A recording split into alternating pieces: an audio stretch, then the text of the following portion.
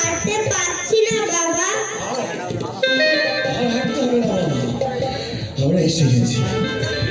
এই নাম 3-4 দিন বৃথায় শিশু সদর অনাথ আশ্রমে ঘুরে ঘুরে মরলাম। এ কোথায় এলাম বাবা? এই বাড়িতেই তুমি থাকবে বাবা। এত বড় বাড়িতে কে থাকে? একটা দরদি হৃদয় কৌশিকের স্মৃতিচিহ্নকে তার মতো সযত্নে আর কেউ রাখতে পারবে না। তুমিও থাকবে তো বাবা? না বাবা, আমার যে চিরশান্তি দেশে যাওয়া এসে গেছে। তবে আমিও তোমার সঙ্গে সেইখানে যাব। না বাবা, ও কথা বলতে নেই রে বাবা, ও কথা বলতে নেই।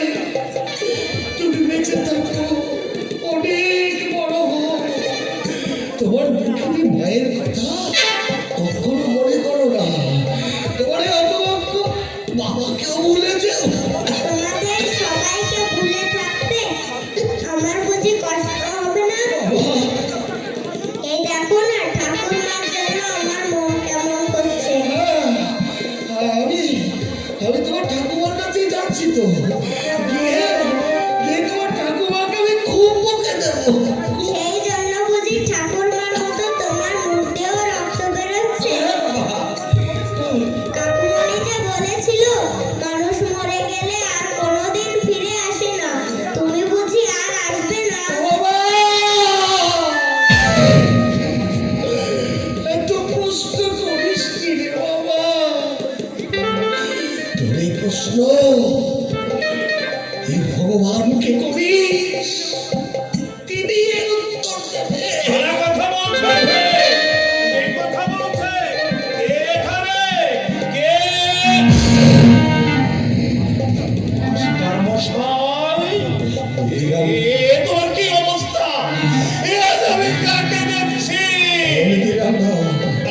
তুমি এসেছো, তোমার তোমার দিদিমণিকে একটিবার ডেকে দাও রে। এখানে কেন? বাড়ির ভেতরে চলো। না দিদিদা, ওই বাড়ির মধ্যে আমি আর যাবো না। তাছাড়া এত সময় আমার হাতে নেই। দিদিদা,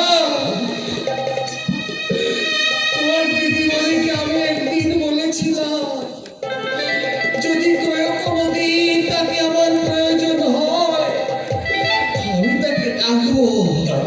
আজ তোমার দিদিমণিকে আমার বড্ড প্রয়োজন দিদিদা।